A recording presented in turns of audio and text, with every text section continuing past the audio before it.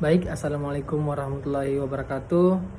Sebelumnya, perkenalkan nama saya Fadil Muhammad R. Abbas P dengan NIM 210404 5014040. Saya di sini akan menjelaskan tentang pendekatan konseling mengenai konseling direktif dan non-direktif. Definisi konseling direktif, konseling dan non-direktif, dan ektetik. Konseling direktif adalah suatu pendekatan konseling dan psikoterapi di mana proses terapeutik diarahkan sepanjang garis yang dianggap relevan oleh konselor atau terapis, di mana pendekatan ini diperoleh oleh Williamson dan Darley. Konseling direktif disebut juga konseling perspektif karena konselor menentukan solusi atau tindakan untuk siswa. Konsep direktif meliputi bahwa konseling membutuhkan bantuan dan konselor membantu menemukan apa yang menjadi masalahnya dan apa yang mesti dikerjakan. Jones pada tahun 2011. Konselor yang mempergunakan metode ini membantu memecahkan masalah klien dengan secara sadar mempergunakan sumber-sumber intelektualnya. Gunarsa pada tahun 2000 berpendapat bahwa konseling direktif adalah konselor mengambil peran penting dan berusaha memberi pengarahan yang sesuai dengan tujuan utama dari metode ini. Tujuan utama dari metode ini adalah membantu klien untuk mengganti tingkah laku emosional dan impulsif dengan tingkah laku yang rasional. Di dalam membantu memecahkan masalah-masalah yang dihadapi klien dengan rasional, konselor tidak boleh bersikap otoriter dan menuduh. Walaupun dikatakan direktif, jadi konseling direktif itu adalah tahapan konseling, di mana dalam teknik konseling ini aktivitas utamanya itu konseling. Selanjutnya, konseling non-direktif adalah konseling di mana jenis konseling ini konseli atau klien atau murid, bukan konselor, merupakan poros dari proses konseling pendekatan konseling non-direktif. Konseling non-direktif ini sering juga disebut sebagai pendekatan konseling yang beraliran humanistik, yaitu menekankan pentingnya pengembangan potensi dan kemampuan yang secara hakiki ada pada setiap individu. The Amsor pada tahun 2016, konseling non-direktif adalah mendengarkan, mendukung, dan menasihati tanpa mengarahkan tindakan klien. Ini telah dipengaruhi oleh teori-teori humanistik dalam tradisi Rogers, tetapi teknik-teknik yang digunakan dalam konseling non-direktif adalah umum dalam banyak bentuk konseling dan pengobatan psikologi saat ini. Sedangkan pendekatan ekletik adalah penggabungan teori-teori konseling dengan mempertimbangkan kelebihan dan kekurangan pada masing-masing teori tersebut. Karena dalam praktiknya pendekatan elektrik menggunakan semua teori konseling, maka pendekatan ini tidak pernah menggunakan konsep-konsep teori secara tetap, tetapi akan memilih konsep teori apakah yang paling sesuai dengan masalah konseling. Dan oleh karena itu pendekatan elektrik ini bersifat fleksibel dalam penggunaannya. Selain itu, pendekatan eklektik juga bersifat ilmiah, sistematik, dan logis. Tambunan pada tahun 2017, selanjutnya Corey pada tahun 2005 juga menganjurkan agar konselor menggunakan pendekatan eklektik sebagai kerangka kerjanya dalam menangani konseling. Adapun prinsip-prinsip konseling direktif dan konseling non-direktif. Nah, konseling direktif sering disebut dengan Trait faktor konseling, di mana menekankan pemahaman diri melalui testing psikologi dan penerapan pemahaman itu dalam memecahkan beraneka masalah yang dihadapi konselor secara sadar menggunakan strukturalisasi dalam proses konseling dan berusaha mempengaruhi arah perkembangan konseling dan kebaikan konseling sendiri. Bushira pada tahun 2018, konseling ini menilai tinggi kemampuan manusia untuk berpikir rasional. Ia memandang masalah konseling sebagai masalah yang harus dipecahkan dengan menggunakan kemampuan itu.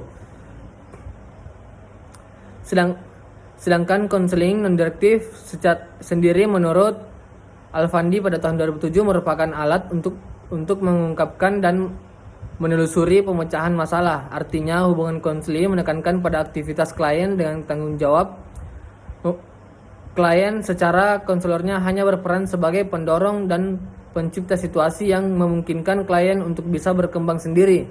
Nah, pendekatan direktif ini menjadikan peran konselor mendominasi konseli atau klien dalam mengatasi masalah-masalah yang dihadapi konseli atau klien tersebut. Perbedaan konseling direktif dan non-direktif adalah bahwa pendekatan direktif ini pusatnya pada konseling, yaitu pada konselor atau seorang ahli, bukan pada konseli atau klien yang sedang bermasalah.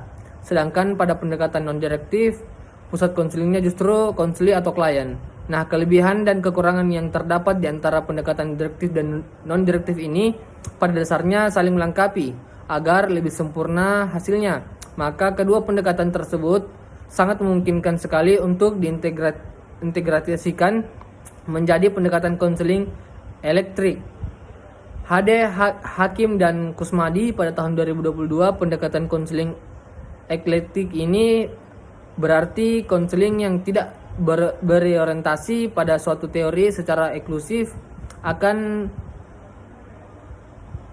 tetapi dari satu pendekatan bisa menggunakan pendekatan yang bersifat direktif, atau bisa juga menggunakan pendekatan non-direktif, bahkan bisa menggunakan keduanya secara bersamaan atau mengintegrasikan antara direktif dan non-direktif.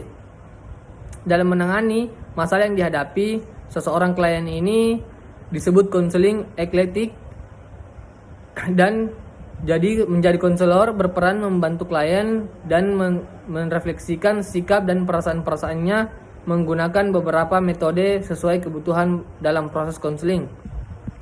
Nah, adapun kelebihan dan kekurangan konseling direktif dan non-direktif. Yang pertama itu konseling direktif. Nah, konseling direktif ini memiliki beberapa kelebihan dan kekurangan. Nah, kelebihannya itu dari pendekatan direktif ini klien diberi kesempatan mengemukakan perasaan dan pemikirannya secara bebas. Pendekatan ini berasumsi kalau seseorang yang punya masalah pada dasarnya punya potensi dan mampu menyelesaikan masalahnya sendiri. Sedangkan kelemahan pada konseling direktif ini yaitu biasanya memakan waktu yang lama. Nah, hal ini tidak cocok untuk konseli yang kurang matang dan kurang cerdas. Nah, yang kedua itu konseling direktif ini mempunyai sikap pasif. Konselor sangat mengganggu konseli sehingga ia ragu-ragu untuk mengungkapkan perasaannya. Dan yang ketiga itu menyebabkan masalah-masalah penyesuaian baru. Dan yang terakhir itu sikap tidak berkembang oleh pengalaman sendiri. Nah, klien melakukan kesalahan di masa depan.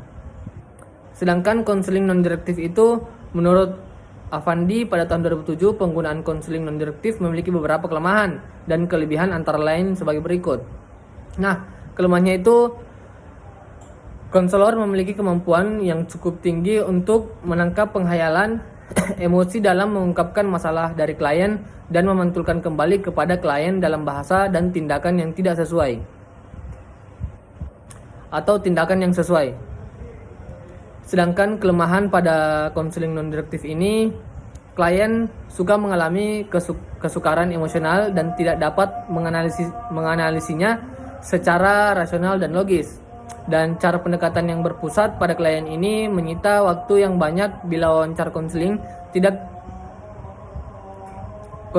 terarah. Nah, hal ini disebabkan karena waktu wawancara sangat terbatas. Sedangkan masalah yang diungkapkan klien itu cukup rumit. Selanjutnya, keberanian dan kemampuan klien itu untuk mengungkapkan secara verbal di seluruh permasalahannya sangatlah terbatas. Dengan kesukaran klien dan menerima dan memahami dirinya sendiri. Nah, pendekatan ini menuntut sifat dan sikap kedewasaan dari klien, karena disebabkan klien harus dapat menerima dan memahami dirinya untuk memecahkan masalahnya sendiri. Dan kesukaran konselor dalam aspek ini sangat klinis karena konselor belum terlatih dalam psikologinya. Selanjutnya itu implementasi konseling direktif dan konseling non-direktif dan eklektik dalam dunia pendidikan. Nah, tahapan analisis merupakan langkah pengumpulan data atau informasi tentang klien serta belakangnya data yang dikumpulkan mencakup segala aspek kepribadian klien. Yang kedua, tahap sintetis adalah suatu usaha merangkum, menggolong, dan menghubungkan data yang terkumpul pada tahap analisis. Nah, dalam tahap ini tercermin tentang keluhan dan kelemahan klien, kemampuan dalam menyelesaikan diri. Yang ketiga, tahap diagnosis merupakan tahap menginterpretasikan data yang dalam bentuk masalah. Yang ditunjukkan pada tahap-tahap ini ditentukan masalah apa saja yang bisa dihadapi klien, kemudian menemukan sebab-sebab dari gejala. Yang keempat, tahap prognosis merupakan bagian dari diagnosis. Prognosis bersangkutan dengan upaya memprediksikan kemungkinan yang akan terjadi berdasarkan data yang ada sekarang. Klien diajak untuk menyadari kemungkinan yang akan terjadi jika seperti ini tetap berlanjut. Yang kelima itu tahap treatment merupakan inti dari pelaksanaan konseling. Nah, langkah yang diambil konselor dilakukan ke arah di mana subjek dapat meningkatkan kepercayaan dirinya. Dan yang terakhir itu tindakan lanjut atau following, merujuk pada segala kegiatan membantu siswa setelah mereka memperoleh layanan konseling. Tidak lanjut meliputi masalah baru atau masalah yang muncul lagi, dan penilaian efektivitas konseling. Nah, konseling non direktif ini karakteristik utama konseling non direktif adalah yaitu yang pertama menciptakan hubungan yang bersifat primitif. Nah, penuh pengertian, penuh penerimaan, kehangatan, terhindar dari segala bentuk ketegangan tanpa memberikan penilaian baik positif maupun negatif. Yang kedua itu mendorong pertumbuhan pribadi, artinya dalam konseling non direktif fungsi konselor adalah menumbuhkan perubahan-perubahan yang fundamental, terutama pada perubahan sikap, bukan saja hanya membantu klien untuk melepaskan diri dari masalah-masalah yang akan dihadapi klien. Dan yang ketiga itu mendorong kemampuan pemecahan masalah, artinya konselor berfungsi untuk membantu masalah agar klien mengembangkan kemampuannya untuk memecahkan masalah. Jadi dengan potensi yang perlu dikembangkan atau diaktualisasikan pada diri klien adalah potensi untuk memecahkan masalah sendiri. Baik, itu saja yang dapat saya sampaikan mengenai pengertian konseling direktif dan konseling non direktif. Lebih dan kurangnya mohon dimaafkan. Wabillahi taufiq wal hidayah. Wassalamualaikum warahmatullahi wabarakatuh.